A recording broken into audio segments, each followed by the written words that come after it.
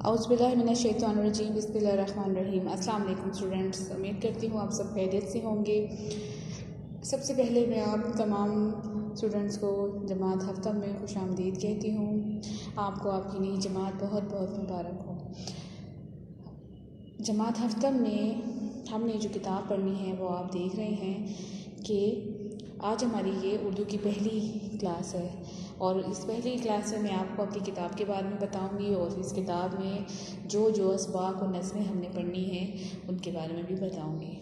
तो आप अपनी किताब देख रहे हैं उर्दू की किताब 7वीं जमात के लिए Khyber Pakhtunkhwa text book board Peshawar.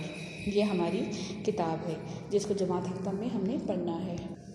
फहरिस्त असबाब यानी वो असबाब जो हमने जमात हफ्ता में पढ़ने हैं वो आप देख रहे हैं। सबसे पहले है गाजी लमदीन शहीद, पैकर शुजात, खैबर पख्तूनख्वा, फितर के ख़िलाफ़ बगावत, मस्बत सोच, तिबियात और फुटबॉल। यानी ये तमाम असबाब, ये 7 असबाब हमने जमात हफ्ता में पढ़ने हैं। इसके अलावा हमारे पास हिस्सा नज़म भी है जिसमें हमने नज़में पढ़नी है। हिस्सा नज़म में हमने नज़म हमद पढ़नी है, बारिश का पहला कतरा पढ़ना है और मिली नगमा, यानी ये 3 नज़में हम पढ़ेंगे। इसके अलावा ग्रामर में हम 2 मज़ामीन, 2 कहानियाँ, 2 खतूत और 2 दरख्वास्तें करेंगे। यानी ये हमारे पास जो होती हैं अनसीन होती है। हम किसी भी उन्वान पर 2 मज़मून, 2 दरख्वास्तें और 2 खतूत करते थे, लेकिन क्लास हफ्ता में जमात हफ्ता में आप कहानियाँ भी अनसीन करेंगे, यानी कि आपको सिर्फ नताइज दिए जाएंगे और आपकी कहानी ख़ुद लिखनी होगी। इसलिए हम मुख्तलिफ नताइज पर कहानियाँ भी लिखेंगे। इसके अलावा हमारे पास वाहिद जमा है 30 वर्ड्स यानी 30 मुज़क्कर मुअन्नस हैं, 30 अल्फाज मुतरादिफ हैं, 30 अल्फाज मुतज़ाद हैं, 30 साबके लहके 10 हैं, यानी 10 साबके और 10 लहके हरूफ व मुहावरात के जुमले हैं, 10 हरूफ हैं और 10 मुहावरात और गलत दुरुस्त फ़िक्रात हैं 10। इसके अलावा हम कुछ तारीफ़ें भी करेंगे जिनकी सरगर्मियाँ मैं आपके साथ शेयर करूँगी। तो प्यारे बच्चों, जब भी हम किसी काम का आगाज़ करते हैं तो हम अल्लाह का नाम लेते हैं। हम किसी भी काम को शुरू करने से पहले अल्लाह ताला का जिक्र करते हैं। तो जमात हफ्ता में हम जब अपनी किताब का आगाज़ करेंगे तो हम सबसे पहले अपनी नज़म हमद पढ़ेंगे, यानी हम सबसे पहले अल्लाह ताला का जिक्र करेंगे और उसके बाद हम अपने असबाक की तरफ आएंगे। ठीक है, तो हमारे पास जो नज़म हमद है वो सफ़ा नंबर 1 पर मौजूद है। नज़म हम पढ़ने से पहले हम देख लेते हैं कि नज़म किसे कहते हैं और हमद से क्या मुराद है। नज़म के लुग़वी मायने हैं पिरोना, जैसे लड़ी में मोती पिरोना। यानी अगर हम एक लड़ी ले लें और उसमें मोतियों को पिरोते जाएं तो उसी तरह से उससे मुराद है नज़म। जैसे हम एक एक शेर लेते हैं और एक एक शेर की मदद से पूरी नज़म बनती है। शायरी की इस्तिलाह में नज़म अशार के इस मजमूए को कहते हैं जिसमें किसी एक ख़याल या मौजू के तहत लिखे गए हों। जो अशार एक ख़याल या मौजू के तहत लिखे गए हों, यानी नज़म में एक ही उन्वान पर बात की जाती है और एक एक शेर से पूरी नज़म बनती है। ठीक है, यानी नज़म में शायर अपने एहसासात और जज्बात का इजहार करता है मगर एक ही उन्वान होता है, जबकि ग़ज़ल में हर शेर का मतलब दूसरे से मुख्तलिफ होता है। नज़म शायरी की एक शाख है जिसमें काफ़िया और रदीफ़ की पाबंदी की जाती है। अब काफ़िया क्या है और रदीफ़ क्या है इसके बारे में मैं आपको बताऊंगी। अल्फाज की एक जैसी आवाज़ को हम आवाज़ या हम काफ़िया अल्फाज कहते हैं, यानी नज़म के हम आवाज़ अल्फाज काफ़िया कहलाते हैं। आपने देखा होगा कि नज़म में एक जैसी आवाज़ वाले अल्फाज आते हैं, उन्हीं अल्फाज को हम काफ़िया अल्फाज कहते हैं। और रदीफ़ क्या होता है? रदीफ़ शेर के आखिर में यानी मिसरे के आखिर में जो लफ्ज़ हो और उसको वैसे के वैसे ही दोहरा दिया जाए तो वो रदीफ़ कहलाता है। वो लफ्ज़ जो मिसरे के आखिर में बार बार आए रदीफ़ कहलाता है। यानी नज़म पढ़ाते वक्त मैं आपको काफ़िया और रदीफ़ के बारे में भी बताऊंगी कि आपके किताब में काफ़िया कौन सा है और रदीफ़ कौन। हमद और नात में फ़र्क। हमारे पास बहुत सी अक़साम होती हैं नज़मों की, लेकिन हम यहाँ पे सिर्फ हमद और नात और मिली नगमा पढ़ेंगे जमात हफ्ता में।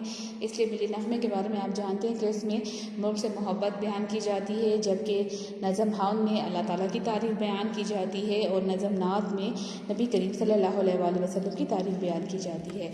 वो नज़म जिसमें अल्लाह ताला की तारीफ़ बयान की जाए उसे हमद कहते हैं। वो नज़म जिसमें हुज़ूर सल्लल्लाहु अलैहि वसल्लम की तारीफ़ बयान की जाए उसे नात कहते हैं। अब हमने सबसे पहले नज़म हमद पढ़नी है। नज़म हमद पढ़ने से पहले हम ये देखते हैं कि इसके शायर कौन हैं। नज़म हमद के शायर इस्माइल मीठी हैं और इनका जो असल नाम था वो मोहम्मद इस्माइल था, लेकिन चूँकि आप मेरठ इंडिया में पैदा हुए इसलिए आपको इसी मुनासिबत से इस्माइल मीठी कहा जाता है, जो कि आपका अदबी नाम है। ठीक है, आपकी पैदाइश 14 नवंबर 1844 को मेरठ इंडिया में हुई और 1 नवंबर 1917 को ही आपने मेरठ इंडिया में ही वफ़ात पाई। इस्माइल मीठी को बच्चों का शायर कहा जाता है क्योंकि आपने बच्चों के लिए बहुत सी नज़में लिखी हैं, बहुत सी किताबें लिखी हैं और यही वजह है आपकी वजह शोहरत बनी। इससे पहले कि हम अपनी नज़म का बाकायदा आगाज़ करें, हम कुछ मुश्किल अल्फाज के मायने पढ़ लेते हैं। नंबर 1 हमारे पास है जहाँ। जहाँ का मतलब है दुनिया। फ़र्श खाकी यानी खाक से बना हुआ, मिट्टी से बना हुआ फ़र्श यानी ज़मीन। लाजवर्दी हल्का नीला रंग। साइबान से मुराद है छत यानी आसमान। नज़म में साइबान से मुराद लिया गया है आसमान। साइबान का मतलब होता है छत। खिलत लिबास। खंडर वीरान जगह, पुरानी इमारत जो टूटी फूटी होती है जिसको हम कहते हैं ये तो बिल्कुल खंडर है, यानी यहाँ पे बिल्कुल वीरानी है, तो खंडर का मतलब होता है वीरान। तस्बीह वेट करने वाला, अल्लाह ताला का जिक्र करने वाला।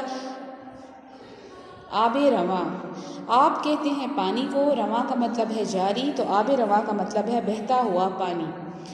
कारीगरी, कारीगरी से मुराद है किसी काम में महारत रखना। रायगां, रायगां का मतलब है ज़ाया होना, बेकार होना। शीरी दहाँ, मुँह मीठा होना। शीरी कहते हैं मीठे को, दहाँ का मतलब होता है मुँह। शीरी दहाँ मीन मुँह मीठा होना। गुलिस्तान, गुलिस्तान का मतलब होता है बाग या चमन। ये हमारे मुश्किल अल्फाज हैं जो हम नज़म में पढ़ेंगे, लेकिन जब हम किताब में बाकायदा इन अल्फाज को पढ़ेंगे तो साथ साथ आपको चाहिए कि आप अपनी किताब पर नोट करते जाएं, ठीक है, ताकि आपको ये अल्फाज याद भी हो जाए। अब मैं एक एक शेर पढ़ती जाऊंगी और मुश्किल अल्फाज की मायने भी बताऊंगी आपको और उसके साथ आप उसकी नसर भी बताऊंगी। आपको चाहिए कि आप ये मुश्किल अल्फाज अपनी किताब पर नोट करते जाएं। तारीफ़ उस खुदा की जिसने जहाँ बनाया, कैसी ज़मीं बनाई, क्या आसमां बनाया। यानी इस नज़म में शायर इस्माइल मीठी अल्लाह ताला की कुदरत बयान करते हैं कि अल्लाह ताला ही इस तमाम कायनात का खालिक व मालिक है। अल्लाह ताला ने हमारे लिए ये तमाम दुनिया बनाई है, उसने हमारे लिए ये प्यारी ज़मीन और आसमान बनाया है। जहाँ का मतलब यहाँ आसमान। शेर नंबर 2 की तरफ आती हूँ। पैरों तले बिछाया क्या खूब फर्श खाकी, और सर पे लाजवर्दी एक साइबा बनाया। फ़र्श खाकी कहते हैं मिट्टी से बना हुआ फ़र्श यानी ज़मीन, और साइबा से मुराद यहाँ पर है आसमान, और लाजवर्दी कहते हैं हल्के नीले रंग को, यानी यहाँ पे लाजवर्दी साइबा आसमान को कहा गया है।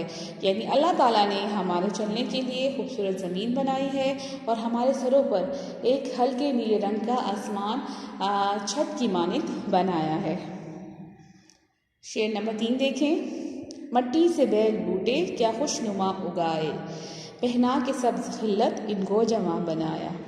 बेल बूटे कहते हैं पौधों को। आपने पौधों की अक़साम देखी होंगी, कुछ पौधे जो होते हैं वो बेलों की शक्ल में होते हैं, वो अपने सहारे खड़े नहीं हो सकते, वो किसी दीवार के सहारे या किसी पौधे पर चढ़ते हैं। जैसे अंगूर की बेल होती है, आपने देखा होगा, इस तरह मुख्तलिफ फूलों की बेलें भी होती हैं। और बूटे से मुराद यहाँ पे पौधे हैं कि अल्लाह ताला ने मिट्टी से कितने खूबसूरत पौधे पैदा किए। खुशनुमा, खुशनुमा कहते हैं खूबसूरत को, और इनको खूबसूरत रंगों से नवाजा है, यानी उन्हें सब्ज़ रंग का लिबास पहनाया है और वो ऐसे महसूस होते हैं जैसे वो बहुत ही दिलकश हो। ठीक है, अल्लाह ताला ने की, अल्लाह ताला की शान है, ये अल्लाह ताला की कुदरत है कि उसने ज़मीन से इतने खूबसूरत बेल बूटे पौधे पैदा किए और उन्हें बहुत खूबसूरती अता की। शेर नंबर 4 देखिए। खुश रंग और खुशबू गुल फूल हैं उगाए, इस खाक के खंडर को क्या गुलिस्तां बनाया। यानी इसमें भी कहते हैं शायर कि अल्लाह ताला ने बहुत ही खूबसूरत और अच्छी खुशबू वाले फूल उगाए हैं और इस दुनिया को, जो कि एक वीराना था, जहाँ पे कुछ भी नहीं था, और इसको एक खूबसूरत बाग की तरह बना दिया, खूबसूरत चमन की तरह बना दिया। खुशरंग से मुराद है यहाँ पे खूबसूरत, और खुशबू गुल, गुल कहते हैं फूल को, और खुशबू कहते हैं अच्छी खुशबू वाले, महक वाले, ठीक है। और खंडर कहते हैं वीरान को, और गुलिस्तान से मुराद है यहाँ बाग। यानी अल्लाह ताला ने इस दुनिया में खूबसूरत फूल पौधे पैदा करके इसको खूबसूरत बाग की मानद बना दिया है। शेर नंबर 5 की तरफ आते हैं। मेवे लगाए क्या क्या खुश जाएगा रसीले, चखने से जिनके हमको शीरी दहाँ बनाया। मेवे कहते हैं फल को, खुश जायका कहते हैं मज़ेदार, अच्छे जायके वाले। रसीले से मुराद है रस भरे, जूसी। जैसे हमारे पास फल होते हैं उनमें जूस होता है, तो ऐसे फल। चखने से मुराद है खाने से, और शीरी दहाँ मैंने आपको बताया, शीरी कहते हैं मीठे को, और मुँह के दहाँ कहते हैं मुँह को, तो शीरी दहाँ मुँह। यानी अल्लाह ताला ने हमारे लिए इस कायनात में बहुत ही मज़ेदार, खूबसूरत रंगों वाले, खूबसूरत जायकों वाले, अच्छे जायकों वाले, ठीक है, रस भरे फल पैदा किए हैं, जिनको खा के हमारा मुँह जो है वो मीठा हो जाता है, और हम अल्लाह ताला की कुदरत की तारीफ़ किए बगैर नहीं रह सकते। शेर नंबर 6 की तरफ आती हूँ। सूरज बना के तूने रौनक जहाँ को बख्शी, रहने को ये हमारे अच्छा मकान बनाया। रौनक कहते हैं चहल पहल को। जैसे आप देखते हैं, जैसे ही सुबह होती है, सूरज निकलना शुरू होता है, तो चिड़ियों की चहचहाहट शुरू हो जाती है, और फिर लोग रफ्ता रफ्ता अपने कामों पर निकलना शुरू हो जाते हैं। बच्चे स्कूलों की तरफ रवाना होते हैं, बड़े अपने कामों पर निकल जाते हैं। यानी दुनिया में एक रौनक सी लग जाती है, एक चहल पहल शुरू हो जाती है। और जैसे ही सूरज गुरूब होना शुरू होता है, लोग अपने घरों को लौट जाते हैं, और खामोशी सी छा जाती है। तो यहाँ पे शायर भी यही कह रहे हैं कि अल्लाह ताला तूने सूरज बनाकर इस कायनात में रौनक बख्शी है, इस कायनात को रौनक बख्शी है, और हमारे रहने के लिए अल्लाह ताला ने हमारे लिए बहुत अच्छा घर यानी मकान बनाया है। शेर नंबर 7 देखते हैं। ये प्यारी प्यारी चिड़ियाँ फिरती हैं जो चहकती, कुदरत ने तेरी इनको तस्बीह ख्वां बनाया। तस्बीह ख्वां करना मतलब अल्लाह ताला का जिक्र करने वाली। जैसे ही आप देखते हैं कि सुबह होती है, तो सबसे पहले हमें चिड़ियों की चहचहाहट सुनाई देती है, और तमाम परिंदे, चरिंद परिंद, इंसान, हैवान अल्लाह ताला का जिक्र करने लगते हैं, अल्लाह ताला की इबादत करते हैं। इसी तरह चिड़ियाँ भी सुबह सुबह चहकती हैं और अल्लाह ताला की कुदरत बयान करती हैं। आबे रवा के अंदर मछली बनाई तूने, मछली के तैरने को आबे रवा बनाया। आप कहते हैं पानी को, रवा मतलब जारी, बहता हुआ पानी। यानी अल्लाह ताला ने बहते हुए पानी के अंदर मछली बनाई है, और जिसके अंदर मछली आसानी से तैर सकती है, ठीक है। यानी मछली और पानी एक दूसरे के लिए लाजिम मलजूम है। मछली पानी के बगैर ज़िंदा नहीं रह सकती, वो मर जाती है।